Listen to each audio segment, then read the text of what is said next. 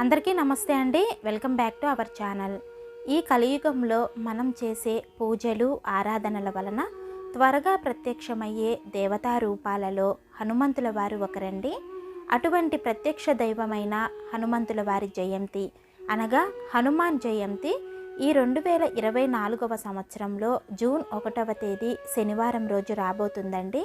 శనివారంతో కలిసి వచ్చిన ఈ హనుమాన్ జయంతి ఎంతో ప్రత్యేకమైనది. మరి అటువంటి ప్రత్యేకమైన రోజున ఆంజనేయ స్వామి వారిని ఏ విధంగా పూజించాలి, ఈరోజు తప్పకుండా పెట్టవలసిన సింధూర దీపము ఏ విధంగా వెలిగించాలి, స్వామివారికి ఆకు పూజ కానీ సింధూర పూజ కానీ ఏ విధంగా చేయాలి, ఈరోజు స్వామివారికి తప్పకుండా పెట్టవలసిన నైవేద్యాలు ఏమిటి, పూజ చేసుకున్న రోజు ఎటువంటి నియమాలు పాటించాలి అనే విషయాల గురించి ఈ వీడియోలో మీకు క్లియర్గా తెలియచేస్తానండి.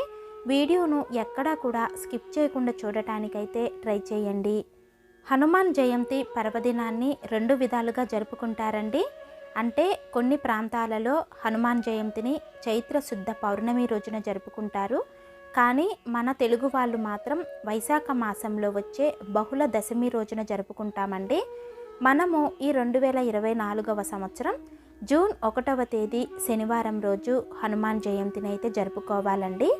మనకు దశమి తిథి వచ్చేసి జూన్ 1వ తేదీ శనివారం ఉదయము 7:24 నుండి జూన్ 2వ తేదీ అనగా ఆదివారము తెల్లవారుజామున 5:04 వరకు ఉంటుందండి. కాబట్టి మనము హనుమాన్ జయంతిని శనివారం రోజు చేసుకోవాలి.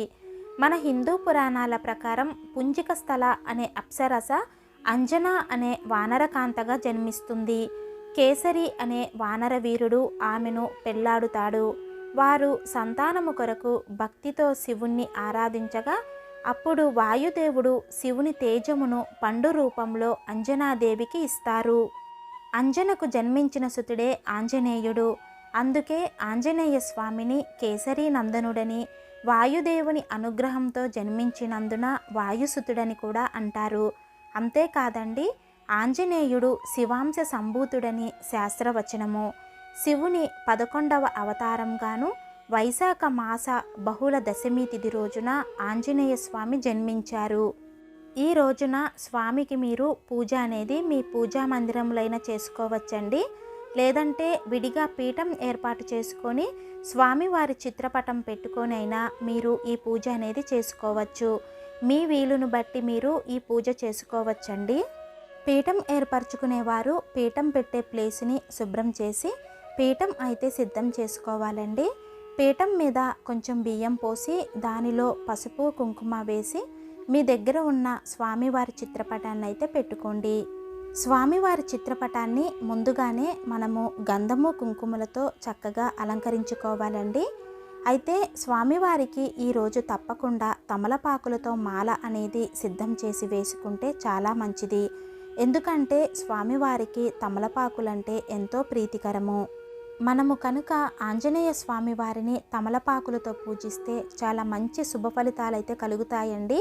అంతేకాదండి, ఆంజనేయ స్వామి వారు రుద్ర సంభూతుడు కాబట్టి మనము చేసే తమలపాకుల పూజ కానీ తమలపాకుల మాల కానీ స్వామికి శాంతినిస్తాయి. అదేవిధంగా ఆంజనేయ స్వామిని తమలపాకులతో పూజించిన వారికి సకల శుభాలు ఆయురారోగ్యాలు కలుగుతాయండి. నేను వీడియోలో స్వామివారికి వేసిన తమలపాకుల మాలను సింపుల్గా ఏ విధంగా కట్టుకోవాలి, అసలు ఈ తమలపాకుల మాల అంటే ఆంజనేయ స్వామి వారికి ఎందుకు అంత ప్రీతికరము అనే విషయాలకు సంబంధించిన వీడియో అనేది ఆల్రెడీ మన ఛానల్లో అప్లోడ్ చేశానండి. వీడియో లింక్ అనేది కింద డిస్క్రిప్షన్లో ఇస్తాను. మీకు ఎవరికైనా ఉపయోగపడుతుంది అనుకుంటే కనుక ఒకసారి చూడండి. అయితే మనము స్వామివారికి పూజ చేసే ముందు గణపతి పూజ అనేది పూర్తి చేయాలండి. పూజలో పసుపు గణపతిని కానీ లేదంటే మీ దగ్గర గణపతి విగ్రహం కానీ ఉంటే పూజలో పెట్టుకొని గణపతికి ధూప దీప నైవేద్యాలు సమర్పించి గణపతి పూజని పూర్తి చేసుకోవాలి. గణపతి పూజ పూర్తి అయ్యాక ఇక ఆంజనేయ స్వామి వారి పూజ అయితే ప్రారంభించాలండి. నేను స్వామికి పూజలో అభిషేకం చేయాలి అనుకున్నాను. అందుకే పూజలో నా దగ్గర ఉన్న ఆంజనేయ స్వామి వారి విగ్రహాన్ని అయితే పెట్టుకొని పూజ చేసుకున్నానండి. మీ దగ్గర కూడా స్వామివారి విగ్రహం ఉంటే ఈరోజు ఖచ్చితంగా అభిషేకం చేసుకోవటానికి ప్రయత్నించండి. ఒకవేళ మా దగ్గర స్వామివారి విగ్రహం లేదు అనుకున్నవారు స్వామివారి చిత్రపటానికి పంచపాత్రలోని నీటిని కొంచెం తీసుకొని స్వామివారికి చూపించి పంచామృత స్నానం సమర్పయామి అనుకున్నా సరిపోతుందండి. అయితే పూజ అనేది మన వీలును బట్టి మన దగ్గర ఉన్న వాటితోనే చేసుకోవాలి. ఇక్కడ స్వామివారి మీద మనకు ఉన్న భక్తి శ్రద్ధ అనేదే ముఖ్యమండి. స్వామివారికి ముందుగా ఆసనం సమర్పించి పుష్పం గంధం సమర్పించాలి. తరువాత పాద్యం అర్ఘ్యం సమర్పించి ఆచమనం చెప్పుకోవాలి. స్వామివారికి నేను ఆవు పాలతో అభిషేకం చేసుకుంటున్నానండి. మీ వీలును బట్టి మీరు పాలు నెయ్యి తేనె ఇలా పంచామృతాలతో చేసుకోవచ్చు. అవన్నీ లేవు అనుకున్నవారు ఈ విధంగా పాలతో అయినా స్వామివారికి అభిషేకం చేసుకోవచ్చు. అభిషేకం పూర్తయ్యాక శుభ్రమైన నీటితో స్వామివారిని కడిగి తుడిచి స్వామికి గంధము సింధూరంతో బొట్టు పెట్టుకోవాలి. స్వామికి ఈరోజు సింధూరంతో బొట్టు పెట్టి సింధూర అక్షితలతో అర్చన చేసుకుంటే చాలా మంచిదండి. మన పురాణాల ప్రకారం అయోధ్యలో ఒకరోజు ఎంతో ఆకలితో అంతఃపురంలోకి ప్రవేశించిన ఆంజనేయ స్వామివారు సీతమ్మ తల్లిని భోజనం వడ్డించమని అడుగుతారు.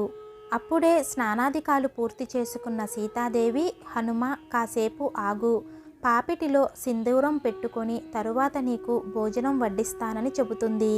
ఆ విషయం విన్న హనుమంతుడు అమ్మ పాపిటిలో సింధూరము ఎందుకు పెట్టుకుంటారు అనే ప్రశ్న వేస్తాడు. ఈ పాపిటిలో బొట్టు పెట్టుకోవటం వలన నీ ప్రభువు అయిన శ్రీరామచంద్రుడు నిండు నూరేళ్లు చల్లగా ఉంటారని, ఈ సింధూరం ధరించిన వారికి సౌభాగ్య వృద్ధి కలుగుతుందని తెలియచేస్తుంది. అలా సీతమ్మ మాటలు విన్న హనుమంతుడు అక్కడి నుండి వెళ్ళిపోయి కొద్దిసేపటి తరువాత శరీరమంతా సింధూరం పూసుకొని తిరిగి వస్తారు. హనుమంతుణ్ణి చూసి ఆశ్చర్యపోయిన సీతాదేవి ఎందుకు శరీరమంతా సింధూరం పూసుకున్నావు అని అడగగా, ఇలా సింధూరం ధరిస్తే శ్రీరామచంద్రుడు కళ్యాణప్రదమై నిండు నూరేళ్లు క్షేమంగా ఉంటారని మీరే కదా చెప్పారు, అందుకే ఈ విధంగా ఒంటి నిండా సింధూరం రాసుకున్నాను అని చెబుతాడు. అదేవిధంగా ఆంజనేయ స్వామి వారికి అప్పాలు అంటే కూడా చాలా ప్రీతికరమండి. ఈరోజు తప్పకుండా అప్పాలు చేసి స్వామికి సమర్పిస్తే చాలా మంచిది. అదేవిధంగా ఈరోజు సింధూరంతో కలిపిన అక్షతలతో స్వామివారిని అర్చించుకుంటే కూడా చాలా మంచిదండి. ఆంజనేయ స్వామివారిని తమలపాకులతో పూజించటం వలన చాలా మంచి ప్రయోజనాలైతే కలుగుతాయండి. ఎవరైతే అనారోగ్యాలతో ఇబ్బందులు పడుతున్న వారు ఉంటారో వారు లేత తమలపాకుల మాలను స్వామికి వేస్తే గుణం కనిపిస్తుంది. అదేవిధంగా మన ఇంట్లో ఏమైనా నెగిటివ్ ఎనర్జీ అండి, అంటే మాంత్రిక దోషాలు ఉన్నా లేదా మంత్ర సంబంధమైన పీడలు ఉన్నా కూడా తొలగిపోతాయి. అదేవిధంగా శనీశ్వర దృష్టి ఉన్నవారు ఆంజనేయ స్వామికి తమలపాకుల మాలను వేయటం వలన శనిదేవుని అనుగ్రహం కూడా కలుగుతుంది. ఈరోజు ముఖ్యంగా మనము 5 వత్తులతో సింధూర దీపం అనేది స్వామివారి ముందు వెలిగించాలండి. సింధూర దీపము అంటే ఏమీ లేదండి, 5 వత్తులను తీసుకొని వాటిని ఈ విధంగా సింధూరంలో తడిపి ఒక ప్లేటు పెట్టుకొని దాని మీద ఒక దీపపు ప్రమిద పెట్టుకోవాలి. అది మట్టిదైనా ఇత్తడిదైనా పర్వాలేదండి. ప్రమిదలో నువ్వుల నూనె పోసుకొని సింధూరంతో తడిపిన ఒత్తులను ప్రమిదలో ఈ విధంగా పెట్టుకొని దీపారాధన చేసుకోవాలి. దీపానికి కొంచెము పసుపు కుంకుమ పూలు పెట్టి నమస్కారం చేసుకోవాలి. ఈరోజు పూజలో స్వామివారి అష్టోత్తరాలు, శ్రీరామచంద్రుని అష్టోత్తరాలు, హనుమాన్ చాలీసా, సుందరాకాండ ఇలాంటివన్నీ కూడా మీ వీలును బట్టి మీరు చదువుకోవచ్చండి. అయితే ఇవన్నీ కూడా సింధూరం కలిపిన అక్షతలతో కానీ సువాసన భరితమైన పువ్వులతో కానీ స్వామిని అర్చించుకుంటూ చదువుకోవాలి. ఇవన్నీ కూడా చదివే సమయం లేని వారు స్వామివారి ఎంతో శక్తివంతమైన 12 నామాలు ఉంటాయండి, అవి కూడా చదువుకుంటూ పూజ చేసుకోవచ్చు. ఇవి కూడా చదవలేము అనుకున్నవారు, అసలు చదవటము రాదు అనుకున్నవారు పూజ చేస్తున్నంతసేపు కూడా ఓం హనుమతే నమః అనే మంత్రాన్ని చదువుకుంటూ కూడా పూజ అనేది చేసుకోవచ్చండి. అయితే ఆంజనేయ స్వామి వారి పూజ ఆడవారు చేయవచ్చా అనే సందేహము చాలామందికి ఉంటుందండి. ఈ పూజ అనేది ఆడవారైనా మగవారైనా ఎవరైనా చేసుకోవచ్చండి. ఇటువంటి పూజ హనుమాన్ జయంతి రోజే కాదండి, మీకు అవకాశం ఉంటే కనుక ప్రతి మంగళవారము శనివారం కూడా ఈ పూజ అనేది లఘువుగా చేసుకోవచ్చు. ఇంట్లో పూజ చేసుకునే సమయం లేదు అనుకున్న వారు మంగళవారం కానీ శనివారం కానీ స్వామివారికి తమలపాకుల మాలను సమర్పించినా కూడా మంచి ఫలితం అయితే ఉంటుందండి.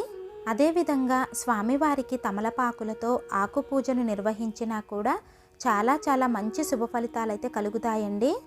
అదేవిధంగా హనుమాన్ జయంతి రోజున పూజ చేసుకున్న వారు ఖచ్చితంగా బ్రహ్మచర్యం అయితే పాటించాలండి. అదేవిధంగా నాన్ వెజ్ అనేది కూడా తినకుండా ఉండాలి.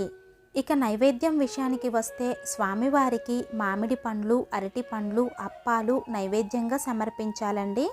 హనుమంతుణ్ణి చూస్తే భూత ప్రేత పిశాచాలు సైతం భయపడి పారిపోతాయండి. ఆంజనేయ స్వామి వారిని పూజించటం వలన మహా రోగాలు కూడా నయం అయిపోతాయి.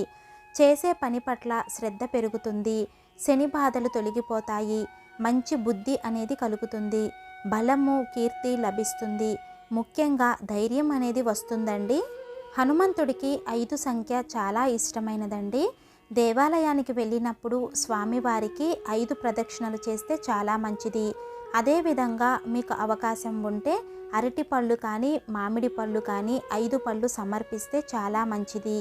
అదేవిధంగా సంతానం లేనివారు ప్రతి సంవత్సరంలో మనకు వచ్చే చైత్రశుద్ధ పౌర్ణమి నుండి వైశాఖ బహుళ దశమి వరకు అంటే 40 రోజులు అండి. దీనినే మండలము అంటారు.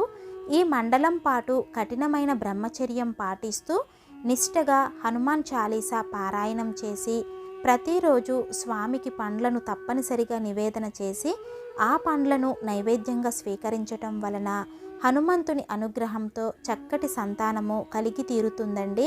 చూశారు కదండి, హనుమాన్ జయంతి రోజున స్వామివారికి ఏ విధంగా పూజ అనేది చేసుకోవాలో. ఈ వీడియో మీకు యూజ్ అవుతుందనే అనుకుంటున్నానండి. వీడియోలో మీకు ఏమైనా సందేహాలు ఉంటే కనుక నాకు కింద కామెంట్ సెక్షన్ ద్వారా తెలియచేయండి. వీడియో నచ్చితే కనుక తప్పకుండా లైక్ చేసి షేర్ చేయండి. మీరు చేసే ఒక లైక్ వలన మన ఆధ్యాత్మిక పరంగా మనము ఎంతోమందికి తెలియని విషయాలనైతే తెలియచేసిన వాళ్ళం అవుతామండి.